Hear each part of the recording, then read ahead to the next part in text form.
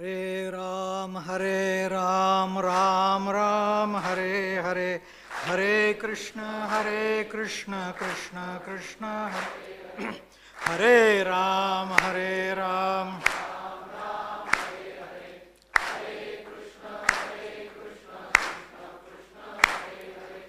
अवधूत चिंतन श्री गुरुदेव दत्त।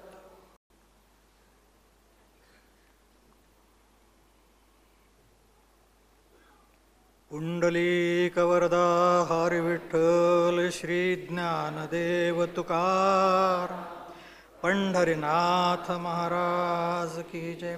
सद्गुरु योगीराज श्री मामा महाराज की जय। सद्गुरु मातु श्री ताई महाराज की जय। अवधूत चिंतन श्री गुरुदेव।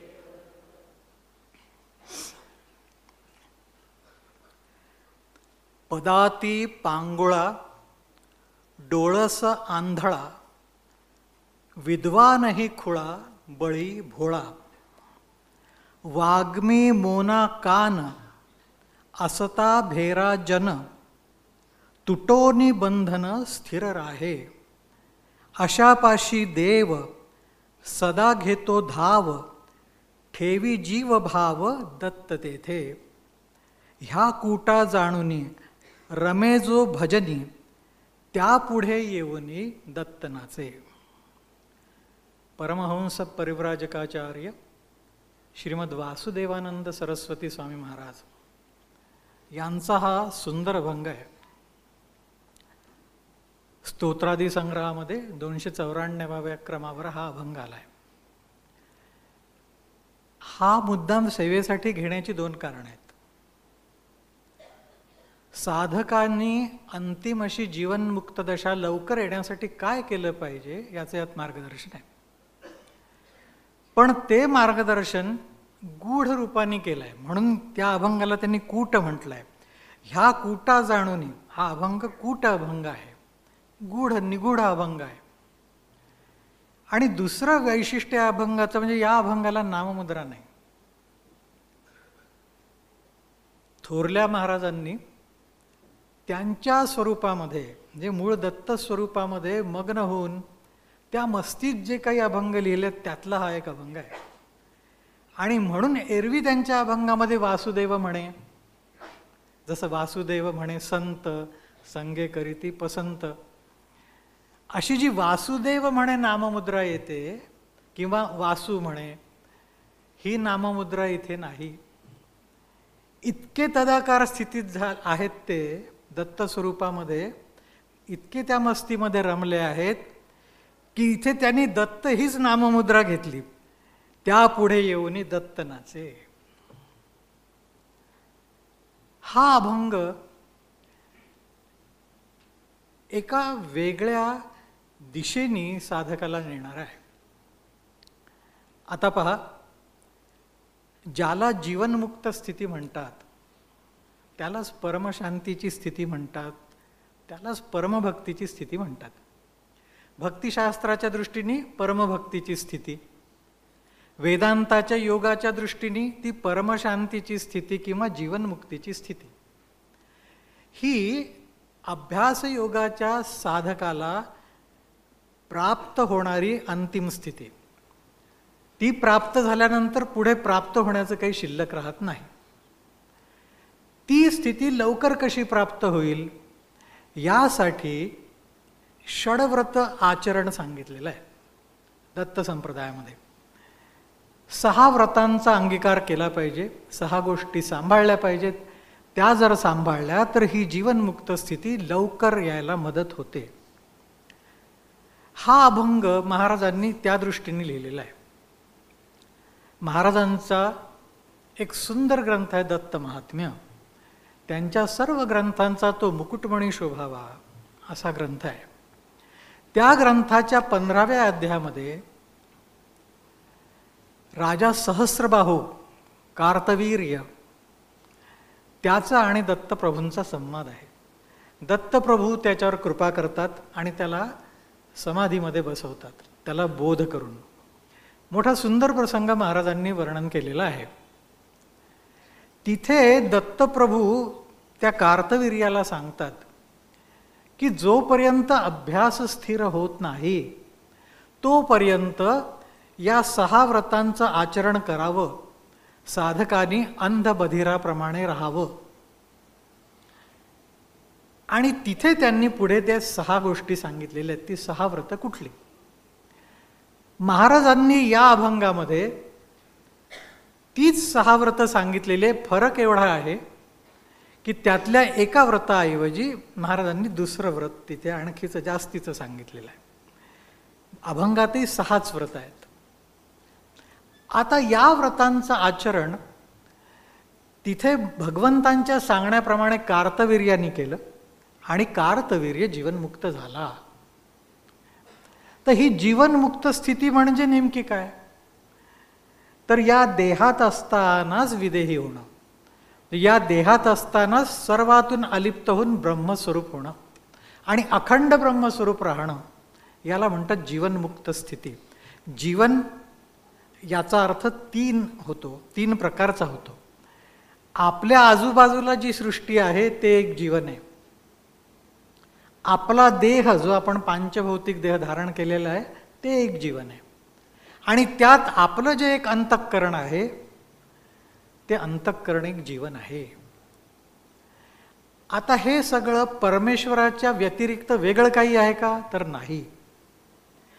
जी सृष्टी आम्हाला दिसते ती पण ब्रह्मस्वरूप आहे.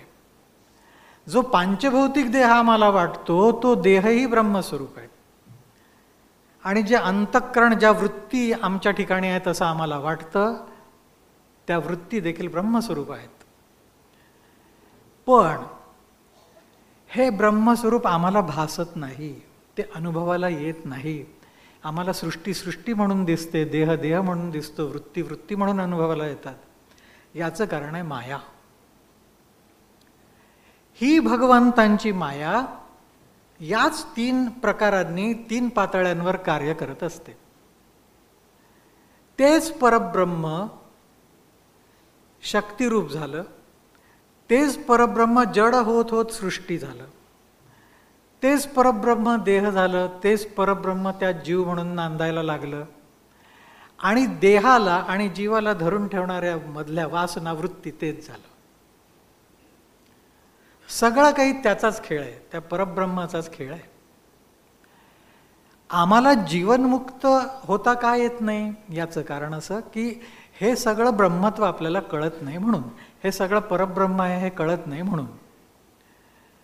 साधना आपल्याला प्राप्त झाल्यानंतर नियमाने आपण साधन करायला गेलो की हळूहळू हळू वासनांचा क्षय होतो. ती भगवती वासना जाळून काढते. आता गंमत पहा, अविद्येमध्ये मायेमध्ये पडलेलं परब्रह्माचं प्रतिबिंबच जीव आहे. आणि ही अविद्या एवढी बळकट आहे की तीच अविद्या, तीच माया सृष्टी झाली, तीच माया देह झाली, तीच माया वृत्ती झाली. ह्या वृत्ती म्हणजे वासना ह्याच देहाला धरून आहे, ह्याच सृष्टीला धरून आहे. त्या वासनांमुळेच देह आहे, वासनांमुळे सृष्टी भासते, असा सिद्धांत आहे. म्हणजे सगळी गडबड कुठे आहे? तर वासनांमध्ये. ही वासना जेव्हा निघून जाईल तेव्हा सृष्टीचा सृष्टी म्हणून होणारा भास जाईल, देहाचा देह म्हणून होणारा भास जाईल आणि वृत्ती ह्या चैतन्यमय होतील. ही स्थिती जेव्हा होईल तेव्हा त्याला म्हटलंय जीवनमुक्त अवस्था. पण ती स्थिती येणं सोपं नाही. सद्गुरु कृपेनंतरही नित्य साधन, अखंड साधन करायला लागतं, ते देखील संप्रदाय पांघरून, संप्रदायाचे नियम पाळून. आणि त्यातही जे उत्तम साधक आहेत त्यांना दत्त संप्रदायामध्ये हे षडव्रत आचरण सांगितलेलं आहे, 6 व्रतांचं आचरण. ते केलं असता त्याची जीवनमुक्त स्थिती लवकर येते. आता तुमच्या मनात प्रश्न येईल की दत्त महात्म्यामध्ये तो एक प्रसंग सांगितला कार्तवीर्याचा, तो एक थोर अधिकारी होता. पण सांप्रतच्या काळात असं कोण होऊन गेलं तर अनेक होऊन गेले. आपल्या समोरचंच एक उदाहरण सांगतो. आपल्या थोरल्या महाराजांचे पट्ट शिष्य, ज्यांना एकमेव ज्यांना महाराजांनी संन्यास दिला होता, ते म्हणजे परमहंस परिव्राजकाचार्य श्री नृसिंह सरस्वती दीक्षित स्वामी महाराज वाडीचे. हे दीक्षित स्वामी महाराज जीवनमुक्त स्थितीत होते आणि हे प्रमाणपत्र त्यांना इतर कोणी नाही, त्यांच्या सद्गुरूंनी स्वतः दिलं होतं. ते लोकांना सांगत की जीवनमुक्त पुरुष कसा असतो, प्रत्यक्ष दत्तप्रभू कसे असतात हे बघायचं असेल तर वाडीला जा आणि दीक्षित स्वामी महाराजांच्या चरणी नतमस्तक व्हा. केवढं दुर्लभ योग हा की जे थोरले महाराज अत्यंत काटेकोर, कधीही कोणाला ते उगाच काहीतरी म्हणणार नाही, शिष्यांची स्तुती तर मुळीच करणार नाहीत, कारण त्या स्तुतीने क्षणात शिष्यांना अहंकार येऊ शकतो हे जाणू नयेत. इतके कडक असलेले शास्त्र पाळून चालणारे स्वामी महाराज त्या नृसिंह सरस्वती स्वामी महाराजांबद्दल असे उद्गार काढतात की ते जीवनमुक्त आहेत. म्हणजे ती किती धन्य असतील महात्म्याची कल्पना करा. हे नृसिंह सरस्वती स्वामी महाराज अखंड त्या जीवनमुक्तावस्थेत असताना त्यांनी विचार केला की षड्व्रतांचं आचरण आपल्या संप्रदायात सांगितलेलं आहे ते आपणही करावं. म्हणून षड्व्रतांचं आचरण त्यांनी केलं स्वतः. ते कसं केलं हे साधकांना कळावं किंवा साधकांनाही त्याप्रमाणे लाभ घेता यावा, काहीतरी प्रेरणा त्यातून मिळावी म्हणून महाराजांनी हा अभंग रचला. महाराज सांगतात की पदाती पांगुळा डोळस आंधळा. जो उत्तम साधक आहे त्यांनी कसं राहायला हवं तर पहिल्यांदा सांगितलं त्याच्या ठिकाणी पंगुत्व असलं पाहिजे आणि दुसऱ्यांदा सांगितलं त्याच्या ठिकाणी अंधत्व असलं पाहिजे. पदाती पांगुळा डोळस आंधळा. आता पहा, आपल्या संत साहित्यामध्ये रूपकर अभंग येतात. म्हणजे माऊलींच्या गाथ्यामध्ये आहेत, तुकाराम महाराजांच्या गाथ्यात, एकनाथ महाराजांच्या गाथ्यात. या रूपक अभंगांमध्ये पांगुळा, अंध म्हणजे आंधळा, बहिरा असे वेगवेगळ्या रूपकाचे अभंग येतात. आपल्या संत महात्म्यांनी या तिथे जे सांगितलं आहे त्या आंधळा पांगळा वगैरे रूपकांमधून ते त्यांनी सामान्य संसारी जीवाच्या दृष्टीने सांगितलेलं आहे. तो सामान्य संसारी जीव साधक स्थितीला कसा येतो हे सांगण्यासाठी त्यांनी म्हटलंय की अज्ञानामुळे, या अविद्येमुळे माझ्या डोळ्याला पडळ आलं, ते आतून डोळ्याला सारा आला, त्याला तिमिर रोग म्हणतात, त्यामुळे समोरचं दिसेना असं झालं. म्हणून त्यांचं म्हणणं असं की वासनांमुळे, अविद्येमुळे या प्रापंचिक लोकांच्या डोळ्याला सारा आलेला आहे. त्यांना देव दिसत नाही, परब्रह्म दिसत नाही. दिसतं काय तर मी स्वतः. ज्याच्या डोळ्याला सारा आलेला तर समोरचं दिसत नाही, त्याला जाणीव फक्त स्वतःची असते. तसं तो मी आणि माझं याच्या भोवती फिरत राहतो. ही सामान्य प्रापंचिकाची स्थिती झाली. तसाच तो पांगळा असतो, ज्याला पाय नाहीत किंवा ज्याचे पाय अधू झालेले आहेत त्याला म्हणतात पांगळा. तुम्हाला आठवत असेल, लहानपणी पूर्वीच्या काळी लहान मुलांना पांगुळगाडा द्यायचे. पांगुळगाडा, ती लहान मुलं त्याला धरून चालायची. आता तो अस्तित्वात आहे की नाही माहीत नाही, कारण बरेच वर्षात मी पाहिला नाही कुठे. पण त्याला पांगुळगाडा का तर त्याला दुसऱ्याच्या आधाराची गरज आहे, स्वतःच्या पायांवर चालता येत नाही, तो पांगळा. संत म्हणतात पांगळा कोण? पांगळा असा आहे जीव की जो जीव मार्ग चुकलेला आहे, त्याला योग्य मार्ग समजत नाही, त्या मार्गाने वाटचाल करता येत नाही, म्हणून तो पांगळा. त्याला साधनेचा मार्ग दिसत नाही, त्या मार्गाने जाणं त्याला जमत नाही, म्हणून तो पांगळा. एकाच जागी राहून प्रपंचामध्ये नाचतो तो, पण परमार्थाकडे काही वळत नाही, तो पांगळा.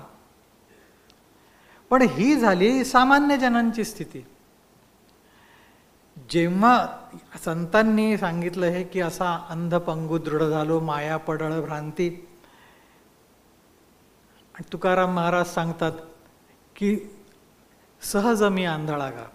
आता तो आंधळा जन्मयोगानेच झालेला आहे, मायेच्याच पोटात जन्माला आलेला आहे आणि त्या मायेमुळेच तो आंधळा झाला आणि पांगळा झालेला आहे. तुकाराम महाराजांचा का मग पांगुळ झालो देवा, नाही हात ना पाय, बैसलो जयावरी, सैराटची ते जाय. हात नाही, पाय नाही, दिसत नाही, आणि ज्याच्यावर बसलो ते सैराट पळतंय. ज्या मनरूपी घोड्यावर तो बसला ते मन सैराट पळतंय. बरं, तेही याला हवं तिथे नाही, त्या घोड्याला हवं तिथे पळवता येते. मग या लोकांनी करावं काय? आपल्या सर्व संतांनी सांगितलं की याला एक विठोबा दातार, आंधळा पांगळ्यांचा एक विठोबा दातार. त्या भगवंतांनी दया केली पाहिजे, त्यांना करुणा आली पाहिजे. त्यांच्या करुणेने जर कृपेचं अंजन प्राप्त झालं तर नेत्र उघडतील. त्यांच्या करुणेचा जर स्पर्श झाला तर पाय फुटतील, त्याचं अंधत्व जाईल, त्याचं पंगुत्व जाईल. आता विठोबा दातार असंच का म्हणतात? कारण असं आहे की हे विठ्ठल, हे रूप जे आहे हे साक्षात परब्रह्म, साक्षात परब्रह्म. जे निर्गुण निराकार होतं तेच सगुण साकार होऊन विटेवर आलं. जे आद्य रूप आहे त्या परब्रह्माचं सगुण रूप भगवान श्रीकृष्ण, तेच भगवान श्रीकृष्ण पांडुरंग म्हणून आले. आणि यांनी हा सगळा पसारा जसा मांडला तसा तेच सद्गुरू पण झाले. म्हणून सांगितलंय की माझ्या विठोबाचा कैसा प्रेम भावा, आपणची देव होय गुरु. हा आमचा विठोबा, यांचं प्रेम काय सांगावं. हेच देव होतात, हेच गुरु होतात. माऊलींचा तर एक फार बहारीचा अभंग याच्यावर आहे, अप्रसिद्ध अभंग आहे पण मोठा मार्मिक अभंग आहे. माऊली सांगतात, ज्ञानदेव म्हणे विठो आमुची माऊली. ही विठाबाई पांडुरंग आमची माऊली आहे. कशी आहे? तर ही परब्रह्म माऊली दोन अंगांनी नटली. आता ती परब्रह्म माऊली का म्हटलं त्याला? कारण ते परब्रह्म ज्या वेळेला बहुत व्हायचा संकल्प धरून शक्तियुक्त होतं तेव्हा त्याला मातृस्वरूप म्हणतात, म्हणून माऊली म्हटलं. तर हे परब्रह्म त्याच्या ठिकाणी संकल्प स्फुरलाय की मी बहुत व्हावं, आणि त्या संकल्पाप्रमाणे आधी त्यांनी स्वतःचेच दोन भाग त्या परब्रह्मांनी केले, स्वतःचेच दोन भाग. माऊलींनी मोठं गोड वर्णन केलं आहे. ते म्हणतात, उजव्या अंगे भ्रतार व्याली, डाव्या अंगे कळवळा पाळी. ही आमची विठो माऊली अशी आहे की ती स्वतःच्याच उजव्या अंगाने भ्रतार व्याली. भ्रतार म्हणजे ईश्वर, तेच परब्रह्म शक्तियुक्त झालं आणि त्या शक्तीमधून ईश्वर रूप आलं, म्हणून भ्रतार व्याली. आणि व्याली म्हटलं मुद्दाम, व्याली प्रसूत झाली वगैरे नाही. मामा सांगायची तर व्याली म्हणण्यामागे ताबडतोब कार्याची कल्पना आहे. जसं गाईला वासरू झालं तर थोड्याच वेळात ती उड्या मारायला लागतात, पण स्त्री प्रसूत झाली, बाळ झालं, त्याला उड्या मारायला खूप वेळ जातो. म्हणून इथे प्रसूत झाली नाही, व्याली म्हटलं. व्याली ईश्वर व्याली म्हणजे भ्रतार व्याली. त्या ईश्वराने लागलीच कार्य सुरू केलं, सगळ्या सृष्टीचा घाट घातला. पण म्हणतात त्याच वेळेला त्या माऊलीला ही पण कल्पना होती की आता या सृष्टीमध्ये ईश्वरी मायेमुळे माझंच प्रतिबिंब असे जे नाना जीव तयार होतील त्या जीवांना परत माझ्यात आणायला पाहिजे, ती व्यवस्था केली पाहिजे. मायेच्या योगाने, कर्माच्या योगाने हे जीव दुःख भोगणार पुढे, त्या दुःखातून सोडवायला कोणीतरी पाहिजे, त्या एक रूप पाहिजे त्यासाठी. म्हणून ज्या क्षणी उजव्या अंगे भ्रतार व्याली त्याच क्षणी डाव्या अंगे कळवळा पाळी. माऊलींचे शब्द किती सुंदर आहेत पहा. ती डाव्या अंगाने तिने कळवळा पाळला. कळवळा म्हणजे कारुण्य, आणि तो पाळला, सद्गुरु रूप झाली ती. कळवळा पाळला म्हणजे पाळणं याचा अर्थ जोपासणं. जे मनापासून पाळलं जातं, मनापासून जोपासलं जातं ते कायमचं जोपासलं जातं. त्यामुळे जोवर संकल्प आहे तोवर या विठो माऊलींनी सद्गुरू रूप कळवळा पाळून ठेवलेला आहे, ते सद्गुरू रूप धरून ठेवलेलं आहे. म्हणून क्रम काय? आंधळ्या पांगळ्यांचा एक विठोबा दातार, हे खरं आहे. आधी विठोबांना करुणा यावी लागते, त्यांना करुणा आली की त्यांच्या कृपेने सद्गुरू कृपा करतात, आणि सद्गुरूंनी कृपा केल्यानंतर विठोबाच दिसतात परत. म्हणून सांगितलंय की भगवंत हे जेव्हा सगुण साकार होतात तेव्हा ते निर्गुण निराकारही असतात त्याच वेळेला, त्यांच्यामध्ये काही फरक नाही. तुझं सगुण म्हणो की निर्गुण रे, सगुण निर्गुण एकू गोविंदू रे, एकच आहे ते. तर अशा भगवंतांची परिपूर्ण प्राप्ती जेव्हा जीवाला होते तेव्हा तो जीव भगवद रूप होतो पूर्ण. आणि असा तो जीव भगवद रूप झाला की त्याला मनुष्य भाव उरत नाही, जीव भाव उरत नाही, सगळं नष्ट होतं त्याचे भाव, अविद्याच नष्ट होते आणि तो पूर्ण भगवद रूप होतो. त्यासाठी काय करायला पाहिजे? सद्गुरूंनी सांगितल्यामुळे भगवत भावना केली पाहिजे. त्या भगवत भावनेनी, त्या साधनेनी हे होतं. एक सुंदर कथा आलेली रामायणामध्ये. रावण अस्वस्थ होता, इकडून तिकडून एरझाऱ्या घालत होता महालात. ते कुंभकर्णाने बघितलं आणि तो आला रावणापाशी, त्याला म्हणाला काय झालं? तो म्हणाला काय करू, मला सीता काही वश होत नाही. कुंभकर्ण म्हणाला का नाही होत? तर तो म्हणाला तिच्या मनात सारखा प्रभू रामचंद्रांचा ध्यास आहे, रामचंद्रांचा ध्यास आहे. तर हा म्हणाला मग असं कर, तो जर प्रभू रामचंद्रांचा ध्यास तिने धरला असेल तर तू प्रभू रामचंद्रांचं रूप घेऊन तिच्या समोर जा. तो म्हणाला मी तोही प्रयत्न केला, मी प्रभू रामचंद्रांचं रूप धरलं आणि तिच्याकडे जाताना मला एकदम लक्षात आलं की प्रभू रामचंद्र मी आहे, परक्या स्त्रीकडे मी मातेप्रमाणेच बघितलं पाहिजे.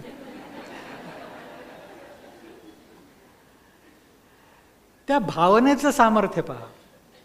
म्हणजे प्रभू रामचंद्रांच्या ध्यानाने, त्या भावनेने रावण देखील प्रभू रामचंद्र झाला.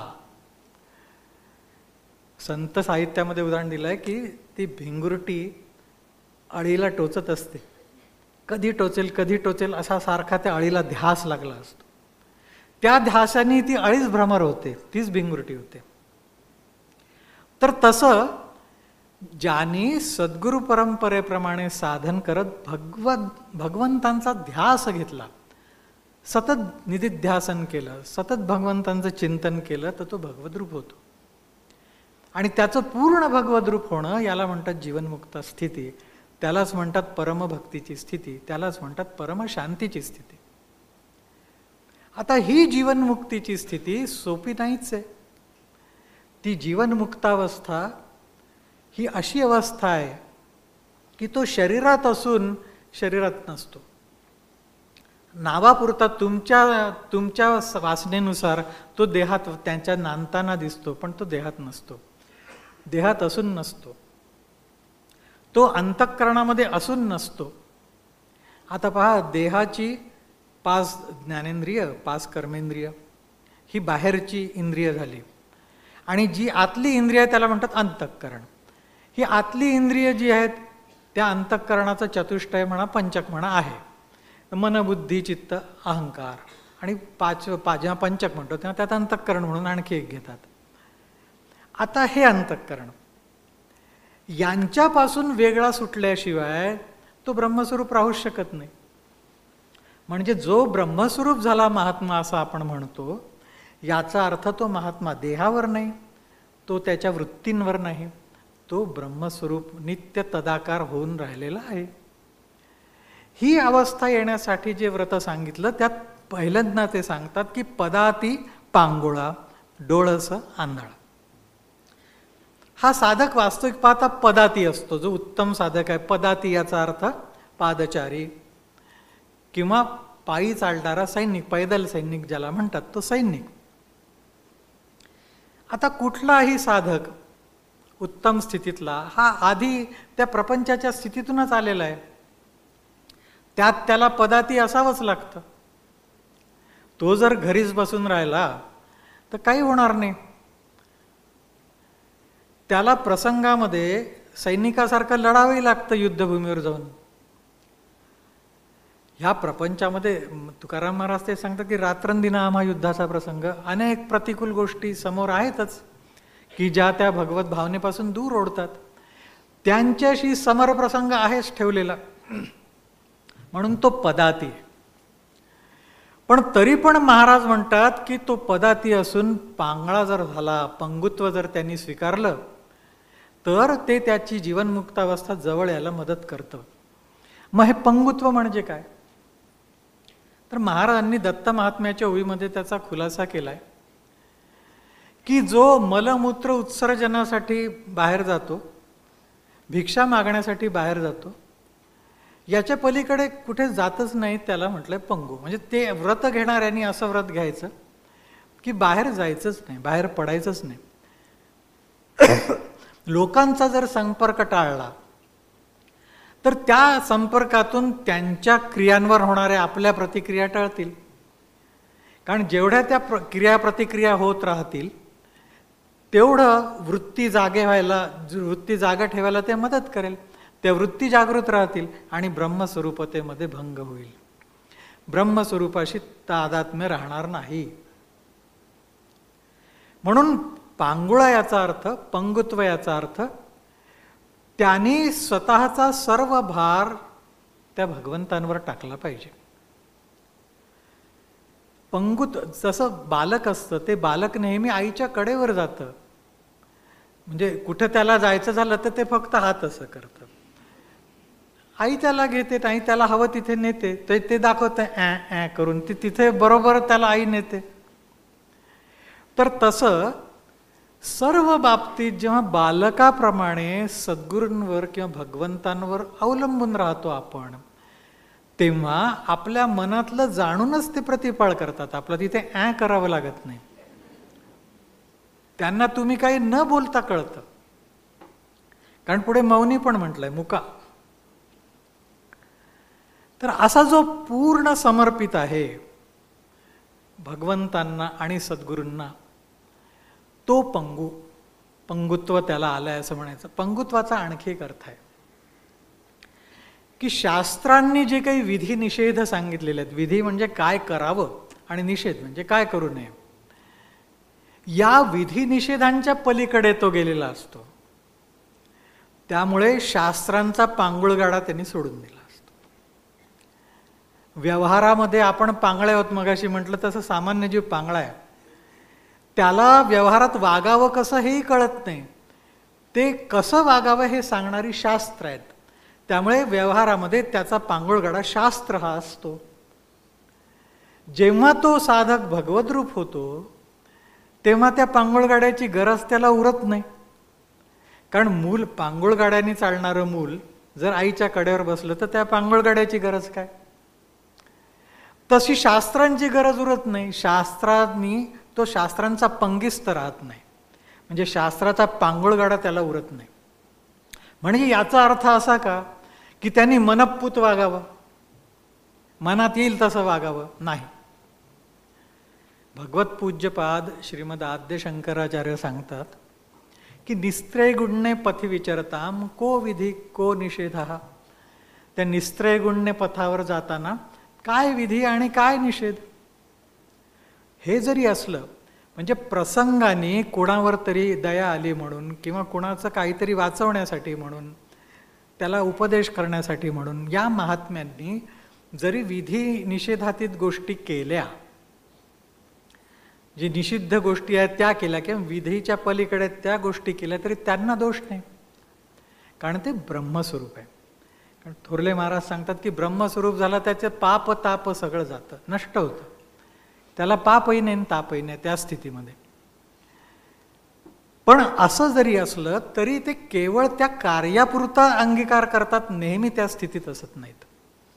माऊली सांगतात की या जगामध्ये येथ वडील जे जे करीती तया नाम धर्म म्हणते.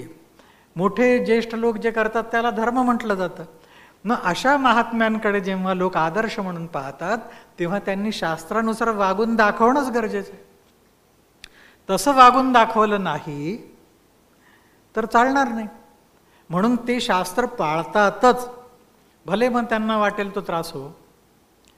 पण असं शास्त्र पालन करतायत तरी सुद्धा शास्त्राचे बंदिस्त नाहीत, आतून मोकळे आहेत ते, विधी निषेधांच्या पलीकडे आहेत, कारण ते जीवनमुक्त स्थितीत आहेत.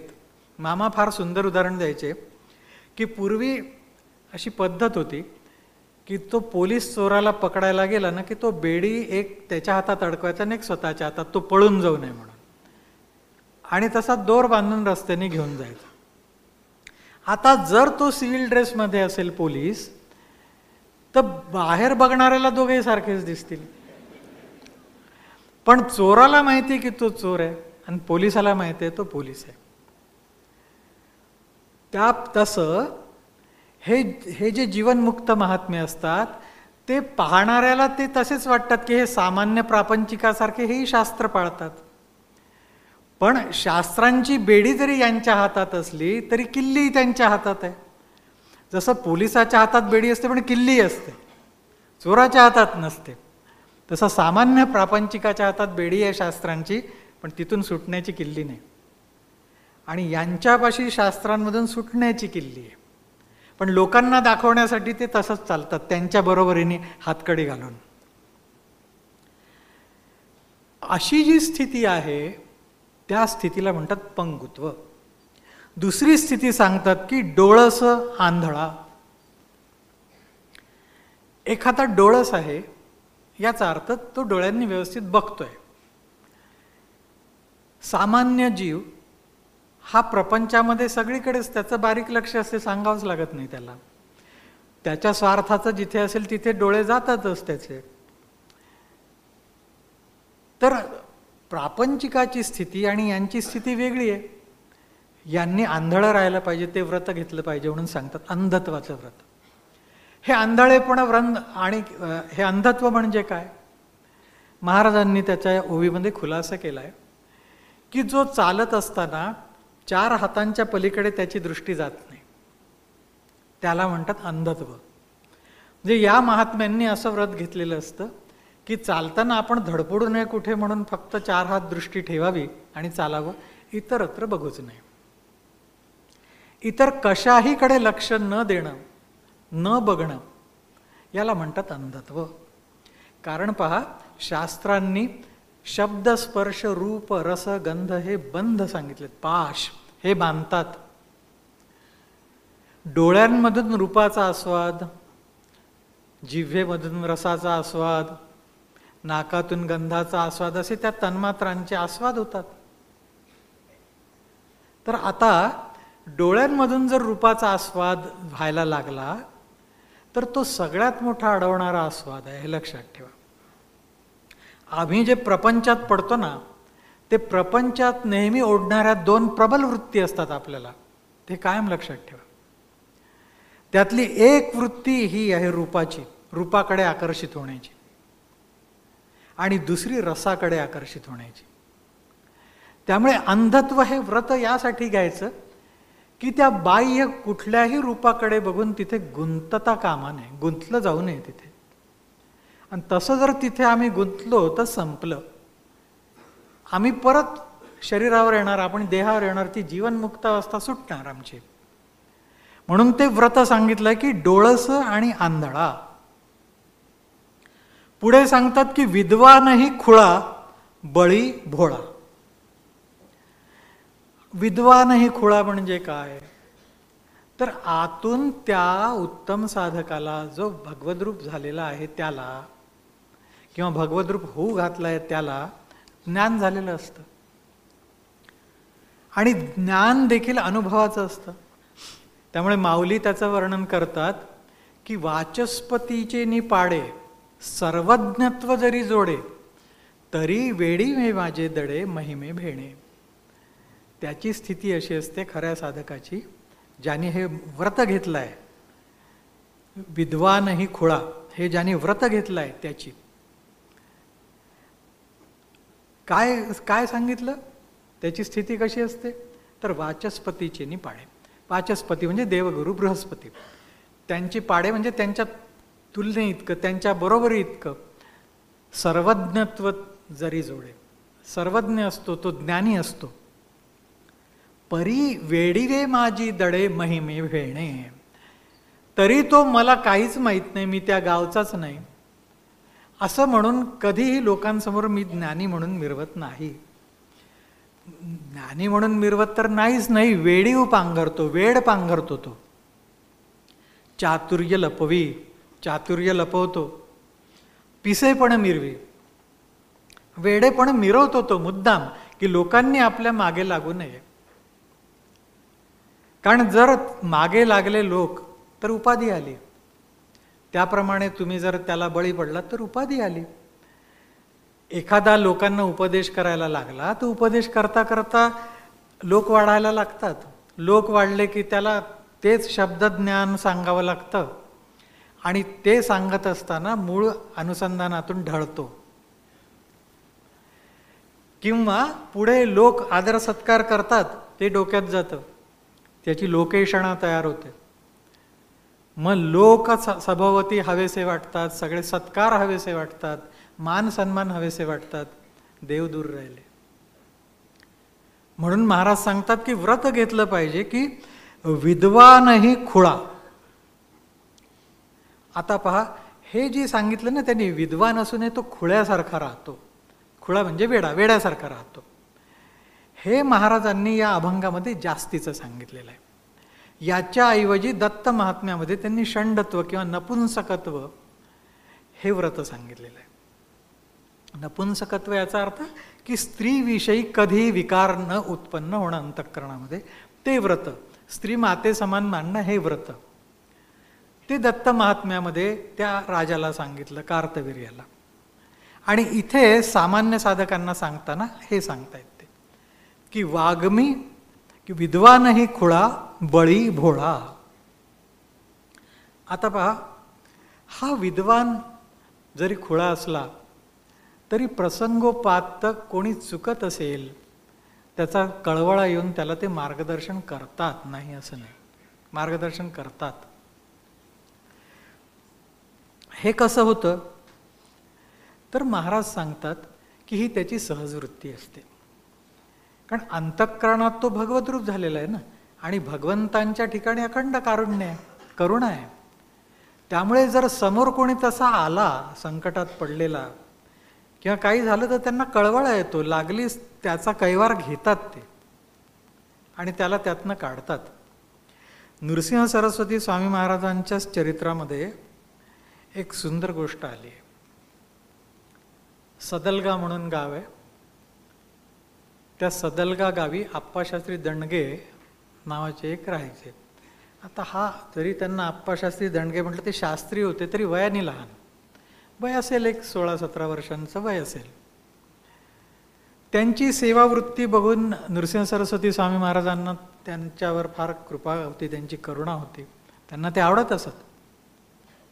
सदलग्याला मुक्काम असताना महाराजांचा ते मुद्दाम रोज त्याची सेवा घेण्यासाठी म्हणून स्नानासाठी त्याच्याकडे जायचे.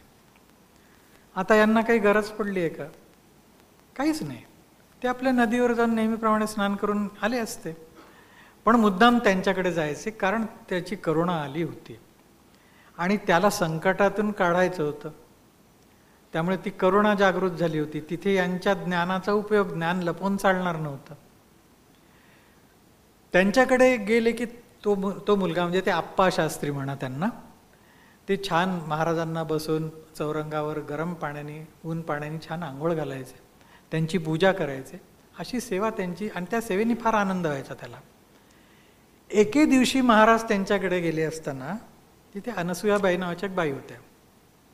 या आप्पाशास्त्री दंडग्यांच्या घरामध्ये एक जुनाट भूत होतं आणि ते भूत त्यांच्या पिढीत कोणाला ना कोणाला सारखं धरायचं ते आणि त्याचा प्राण घेऊनच जायचं.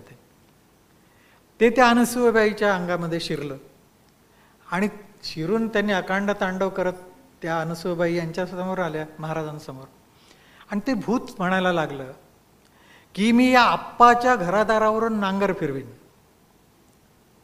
याला संतान होऊ देणार नाही.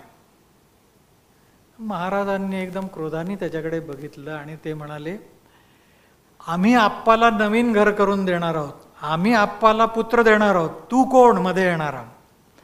खबरदार, मध्ये येशील तर बघतो. असं म्हटल्यावर ते पळून गेलं भूत. ते कशाला थांबते तिथे? कारण हे काय आहेत ते माणसांपेक्षा भूतांनाच कळतं. सत्पुरुषांची खरी ओळख भूतांना माणसांपेक्षा, त्यांना पटकन कळते हा सत्पुरुष आहे म्हणून. ते पळून गेलं.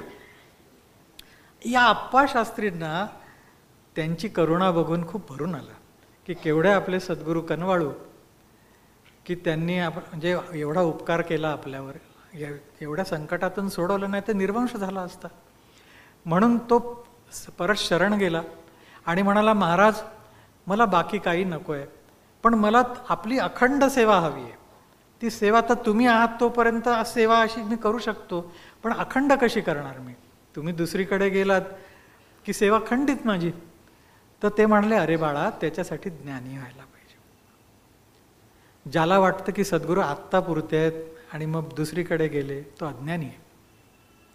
ज्याला सद्गुरू अखंड जाणवतात त्यालाच अखंड सेवा करता येईल ना. मग तो म्हणाला की मग ती अखंड सेवा कशी करायची? समोर बैस म्हणाले आणि त्याला अनुग्रह केला.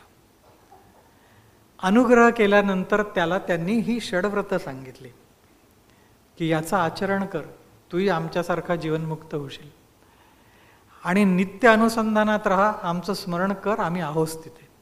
आणि त्या अप्पा शास्त्रींनी तसा अनुभव घेतला वेळोवेळी. आता पहा, हे स्वतःला लपवून राहणारे म्हणजे विद्वानही खुळा, ही स्थिती त्यांची. ते व्रत घेतलंय कारण त्यांनी, ते वेडीवे माझी दडे, मी कोणी ज्ञात आहे, मला काही आहे सामर्थ्य, हे नाही दाखवत नव्हते. पण त्याचं कर्म जाणून ते करुणावान झाले. असे ते करुणावान होतातही, त्याला मुभा आहे. महाराज सांगतात की बळी आणि भोळा. बळी म्हणजे सामर्थ्य संपन्न, जे सर्व विद्या त्यांना ज्ञात आहेत, सर्व व्यवहारही माहिती आहे, व्यवहार यथार्थ करण्याचं सामर्थ्य आहे. म्हणजे एखादा प्रापंचिक काय व्यवहार करेल इतका उत्तम व्यवहार ते करू शकतात जर व्यवहारात पडले तर. असे बळी आहेत, पण तरी सुद्धा मुग्ध आहेत, भोळे. भोळे म्हणजे मुग्ध, मुग्ध आहेत. दत्त महात्म्यात वर्णन केलेलं आहे महाराजांनी की आजूबाजूला सगळे विषय असून त्या विषयांकडे वृत्ती न जाऊ देता निद्रिस्ताप्रमाणे जो वागतो, निद्रिस्त माणसासारखा, त्याला म्हणतात मुग्ध. तर ही मुग्ध स्थिती त्यांच्यापाशी असते, त्या महात्म्यांपाशी असते. ते महात्मे जागृत असताना, जागृत स्थितीत असताना देखील विषयांकडे बघत नाहीत, त्यांच्याकडे त्यांचं लक्षच जात नाही. बळी आणि भोळा, सामर्थ्य तर विलक्षण असतं, पण तरी देखील मला त्यातलं काही माहिती नाही म्हणून ते सांगतात. कारण त्यांना पडायचं नसतं त्या विषयांमध्ये, त्यातून बाजूला राहायचं असतं. आणि आम्ही प्रापंचिक जन तर एवढे शहाणे आहोत की त्यांना प्रपंचात कसं आणता येईल ते बघतो आम्ही. ते त्यांचा प्रपंच सोडून बसले आहेत हे नाही बघत आम्ही, आपला प्रपंच आणखी त्यांच्या मस्तकी घालतो. बळी आणि भोळा. बरं, घालतो तर घालतो, त्यांनी सांगितलेलं ऐकतो का? त्यांनी जर सांगितलं तर तसंच करू असा कुठे निर्धार असतो? नाही. आम्हाला पटलं तर करू, हाही त्यात भाग असतोच. म्हणून लोकांची समजूत काय असते एखाद्या महात्म्याबद्दल की हे महात्मे आहेत, यांनी डोळे मिटून बसावं, राम राम करावं, प्रपंचातलं काय कळतं यांना? माती. अरे मग त्यांना जर काय माती कळतं विचारायला कशाला येतात तुम्ही? पण नाही, तेही नाही, विचारायला येणार. कारण तिथे त्यांना प्रपंच कळून नसतो घ्यायचा, कारण प्रपंचातली डॉक्टरेट तर यांनीच केलेली आहे. त्यामागे हेतू असा असतो की त्यांनी आशीर्वाद द्यावा, हो म्हणावं, होईल. त्यांच्या आशीर्वादाने सगळं निघून जाईल. पण महाराज सांगतात ते बळी आहेत, भोळे आहेत, मुग्धत्व आहे त्यांच्या ठिकाणी. पण भोळे आहेत म्हणजे येडपट नाहीत, ते मुग्ध आहेत. जे ते जाणतात पण ते दाखवत नाहीत, काही त्यात पडत नाहीत. पण तुम्ही त्यांना गंडवू शकाल असे ते नाहीत. ते प्रपंचात पडले तर तुमचे बापही आहेत. ते अनेक महात्मे ज्यांनी प्रपंचही केले, त्यांनी प्रपंच काय सुंदर केले. समर्थही सांगतात आधी प्रपंच करावा नेटका. नेटकाच प्रपंच केला त्यांनी. एकनाथ महाराजांचा प्रपंच पहा, सुंदर प्रपंच, आदर्श प्रपंच केला. या नृसिंह सरस्वती स्वामी महाराजांनी देखील जोपर्यंत गृहस्थी होते सुंदर आदर्श प्रपंच केला. तर हा असा नेटका प्रपंच ज्याला कळलेला आहे, तरी सुद्धा सगळं माहीत असून देखील जो मुग्धवत राहतो, परत परत त्या प्रपंचात जात नाही, त्या विषयांमध्ये जात नाही, तो जीवनमुक्त स्थितीकडे लवकर वळतो. म्हणून हे एक व्रत सांगितलेलं आहे, मुग्धत्व. पुढे सांगतात वाग्मी मोना कान असता भेरा जन. तर यात वाग्मी मोना कान असता भेरा जन असं सांगितलं. म्हणजे वाग्मी आहे आणि मौनी आहे, मौनी आहे, आणि कान असता भेरा जन, कान असून बहिरा आहे. म्हणजे एक सांगितलं त्यांनी मौनी, मौनत्व किंवा अजिव्हत्व, आणि दुसरं सांगितलं बधिरत्व म्हणजे बहिरेपणा. आता वाग्मी म्हणजे काय, तर वाग्मी म्हणजे वाक्पटू, वाक्चतुर, बोलण्यामध्ये शास्त्रांमध्ये निष्णात. आणि हे वाग्मी हे बृहस्पतींचं एक नाव, वाचस्पतींचं पण एक नाव आहे. असा तो निष्णात असलेला, पण तो मौनात राहतो, तो बोलत नाही, तो सहसा कुठे आपलं मत द्यायला जात नाही. त्याच्या बाजूला किती घनघोर शास्त्र चर्चा चालो, मला काही समजत नाही म्हणून तो मौन राहतो, पडत नाही त्यात. कारण त्या चर्चेत पडणं म्हणजे परत उपाधी वाढवून घेणं, ती उपाधी तो वाढवून घेत नाही. याचं कारण त्याला माहीत असतं की हे विश्व मोठं विचित्र आहे, याची रचना.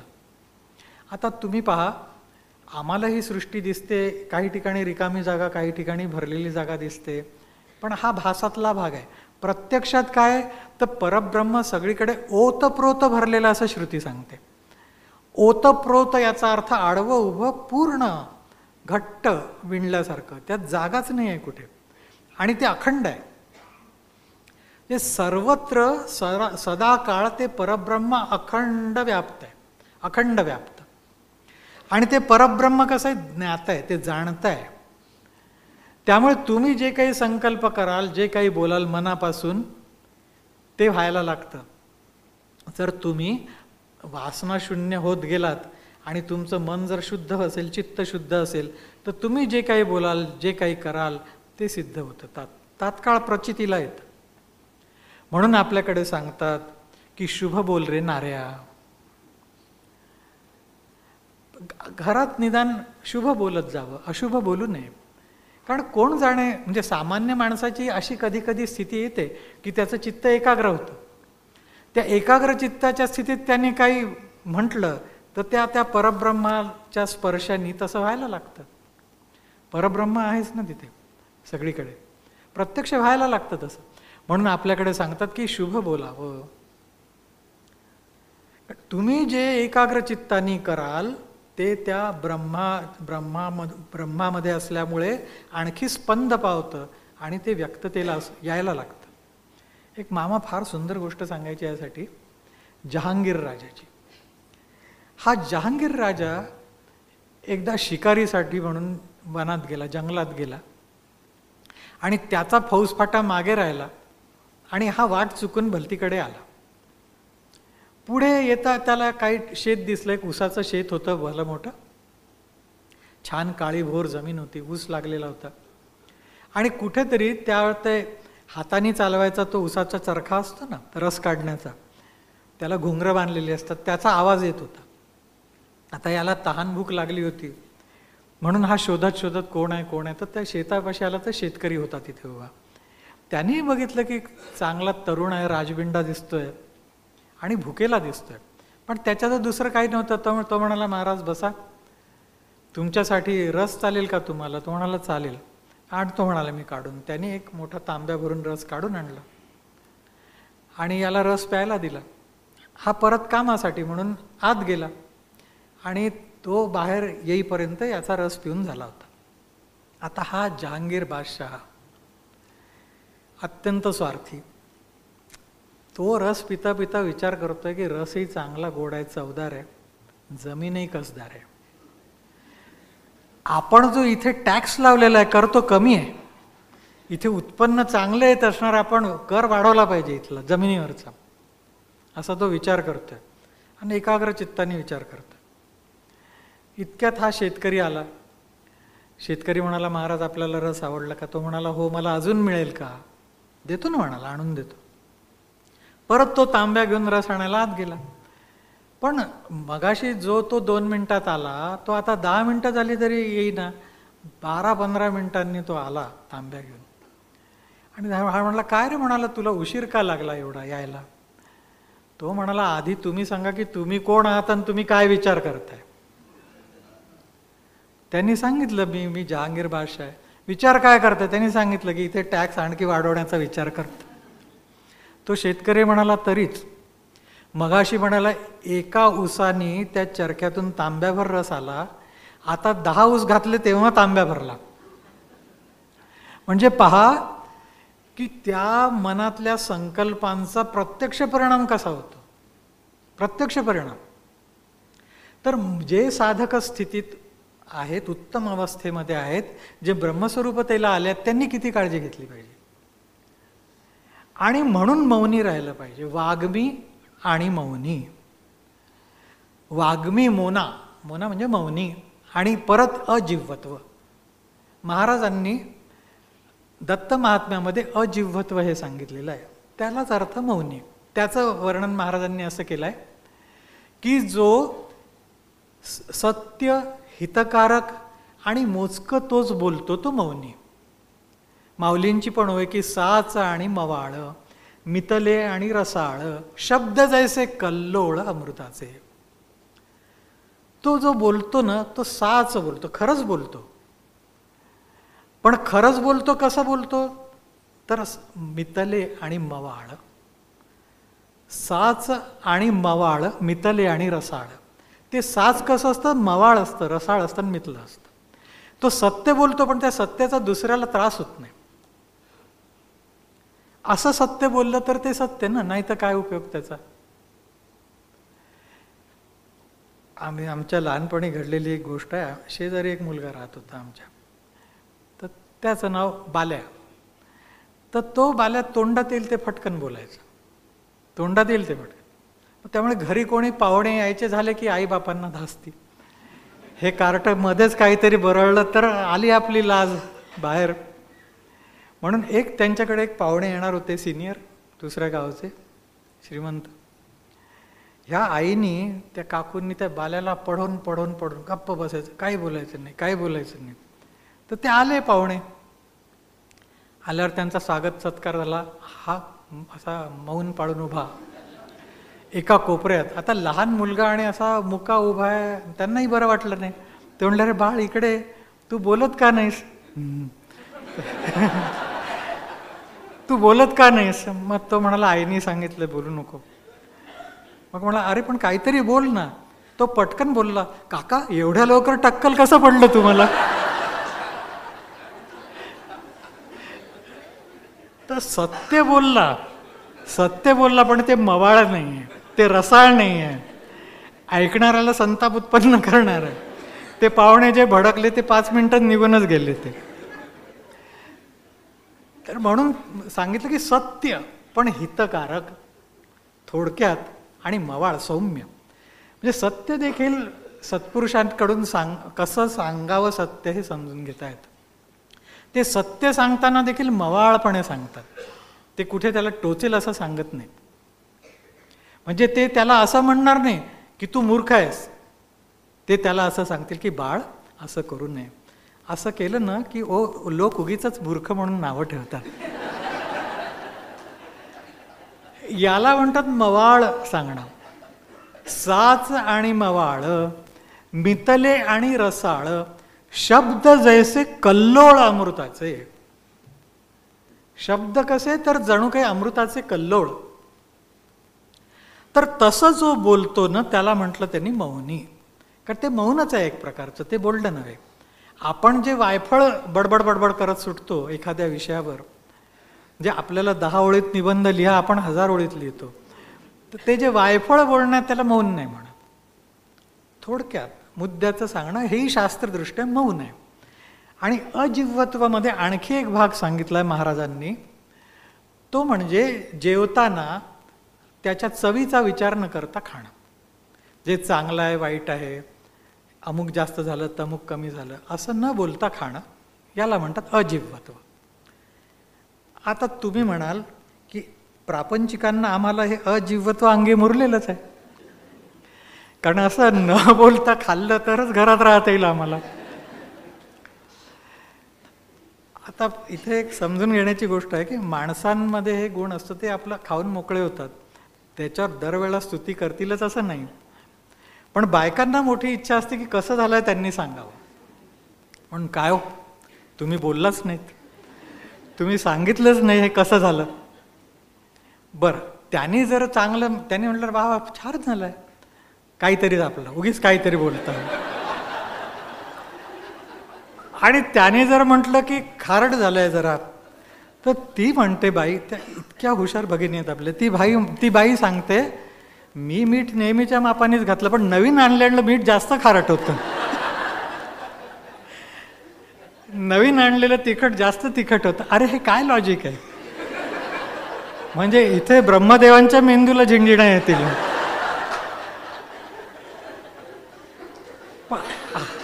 हा जो संवाद आहे, हा संवाद तर परमार्थाच्या प्रतिकूलच आहे ना. म्हणून त्यांनी सांगितलं अजिव्वत्व. त्या खाण्याच्या चवीबिवीचा विचार करू नका, खा. जे ते आतही विचार नको तो, म्हणजे ही धास्ती नको की बायकोला कसं सांगावं, खा. बरं, हे तर संन्याशांसाठी, तर संन्यासी होते त्यांच्यासाठी सांगितलंय. संन्याशांना नियम आहे सगळ्या घरची भिक्षा एकत्र करणं, कालवून खाऊन टाकणं, आणि त्याची आधी ती पाण्यात धरून रस वाहू देणं सगळं. म्हणजे त्या जिभेला भानगडच नको, त्या टेस्टबड मेल्या आहेत का जिवंत याचा विचार करण्याचं कारणच नाही. याला म्हणतात अजिव्वत्व. आणि सांगितलं पुढे, कान असता भेराजन. जे कान आहेत त्याला पण बधिरत्व स्वीकारलेलं आहे. बधिरत्व म्हणजे काय? बहिरेपणा. बहिरा कोणाला म्हणायचं? आता संसारामध्ये, प्रपंचामध्ये एखाद्याला आपण काही सांगितलं, त्याला करायचं नसलं की लक्ष देत नाही, आपण म्हणतो काय रे बहिरा आहेस का? ते हे बधिरत्व नव्हे. बधिरत्व म्हणजे काय? तर कोणीही आपल्या हिताचं बोलो, अहिताचं बोलो, आपल्याला शोक होईल असं बोलो, आपल्याला मनोहर वाटेल, चांगलं वाटेल असं बोलो, चूक बोलो, बरोबर काही बोलो, ते लावून न घेणं, त्याच्याकडे पूर्ण दुर्लक्ष करणं, त्याच्यापासून अलिप्त राहणं, याला म्हटलं बधिरत्व. हे बधिरत्व जर तुम्ही पाळलं तर जीवनमुक्तीकडे जायला मदत करतं. कारण हेही एक मोठं संकट आहे की तुम्ही जे ऐकता ना त्याचा जर विचार करत बसला सारखा तर संपलं. मग तुम्ही ध्यान कधी कराल, अनुसंधान कधी कराल, भगवत स्मरण कधी कराल? होणार नाही ना, लक्ष तिकडे जाणारच नाही. साधनेमध्ये किती जण, तो मला साहेब आज असं म्हणाला, तेच आठवत बसले झालं. मग सगळा साधनेमध्ये वेळ त्या मानसिक क्रियांमध्ये जाणार. अरे कोणी सांगितलं होतं साधनेला त्या साहेबाला बरोबर घेऊन बसायचे? काही गरज नाही ना. हे सगळं तिथल्या तिथे सोडून देता आलं पाहिजे आम्हाला. साधनेच्या वेळेला साधनेचाच विचार, साधनेच्या वेळेला भगवंतांचाच विचार. जसं आपण जेव्हा मुलाबाळांना वेळ देतो तेव्हा इतरांचा विचार करतो का नाही? मग भगवंतांना वेळ दिल्यावर मुलाबाळांचा विचार का करता? ह्याला म्हटलं बधिरत्व. त्या इतर गोष्टी कानाआड करणे. महाराज सांगतात की तुटोनी बंधन स्थिर राहे, अशापाशी देव सदा घेतो धाव. असा जो वागतो ना तर त्याची बंधनं संपून तो सगळ्या बंधनांमधून बाहेर पडून, बंधनांमधून म्हणजे वासनांच्या, वृत्तींच्या बाहेर पडून तो जीवनमुक्त व्हायला वेळ लागत नाही. तुटोनी बंधन स्थिर राहे. स्थिर कुठे राहतो? तर भगवत स्वरूपात राहतो. अशापाशी देव सदा घेतो धाव. महाराज म्हणतात की असा जो असतो ना त्याच्यापाशी देव सदा असतात, नेहमी असतात, त्यांच्यापाशी नित्य राहतात, त्यांच्या स्मरणाने ताबडतोब देव तिथे प्रकट होतात. ठेवी जीवभाव दत्त तेथे, आणि जिथे जीवभाव असा त्या भगवत स्वरूपातच ठेवला जातो तिथेच प्रत्यक्ष दत्तप्रभू आहेत, तिथेच प्रत्यक्ष भगवंत आहेत. ह्या कूटा जाणोनी रमे जो भजनी त्या पुढे येऊनी दत्त नाचे. महाराज सांगतात की हे कूट ज्याला कळलं, हे कोडं ज्याला कळलं, हे व्रत ज्याला नीट कळलं, आणि त्याप्रमाणे रमे जो भजनी, जो भगवत भक्तीमध्ये लीन होतो, त्या पुढे येऊनी दत्त नाचे. याचा अर्थ असा नाही की दत्तप्रभू तुमच्या समोर येऊन नृत्य करतील. एक तर ते नृत्य करत नाहीत आणि तुमच्या समोर येऊन करण्याची काही गरज नाही. त्यामुळे त्यापुढे येऊन दत्त नाचे याचा अर्थ असा की हा सर्व सृष्टीचा जो भास आहे तो भास सृष्टी म्हणून आहे, पण प्रत्यक्षात भगवंतांच्या चित्त शक्तीची, त्यांच्या कृपाशक्तीची ही लीला आहे. म्हणून माऊलींनी म्हटलं तो वामांगीचा लास्य विलास. भगवंतांची जी शक्ती, भगवान दत्तात्रेयांची जी मधुमती शक्ती आहे, किंवा भगवान शिवांची पार्वती शक्ती, भगवान प्रभू रामचंद्रांची सीता शक्ती, ह्या शक्तीचा, कृपाशक्तीचा, प्रेमशक्तीचा सगळा विलास आहे. आणि सगळीकडे माऊलींनी शब्द, तो विलास कसा आहे तर लास्य विलास. स्त्रीनी केलेल्या नृत्याला लास्य म्हणतात. तर त्या शक्तीचं हे नृत्य आहे, तिचा लास्य आहे.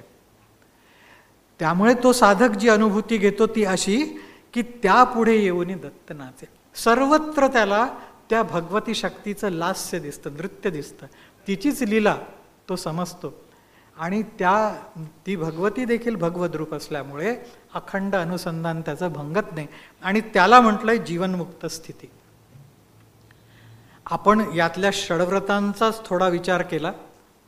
आपली वेळ संपत आली आहे म्हणून उरलेल्या अभंगाचं थोडक्यात सांगितलं. कधी वेळ मिळाला पुढे तर विस्ताराने आणखी बघू शकू. झालेली सेवा आज या गुरुपौर्णिमा महोत्सवाच्या निमित्ताने आपल्या सगळ्यांच्या वतीने सद्गुरूंच्या अंमलानं श्रीचरणी अर्पण करतो आणि इथेच थांबतो. पुंडलीकवरदा हरिविठ्ठल श्री ज्ञानदेव तुकाराम पंढरीनाथ महाराज की जय. भगवान गोपाल कृष्ण विठ्ठल विठ्ठल विठ्ठल विठ्ठल विठ्ठल विठ्ठल विठ्ठल. अवधूत चिंतन श्री गुरुदेव.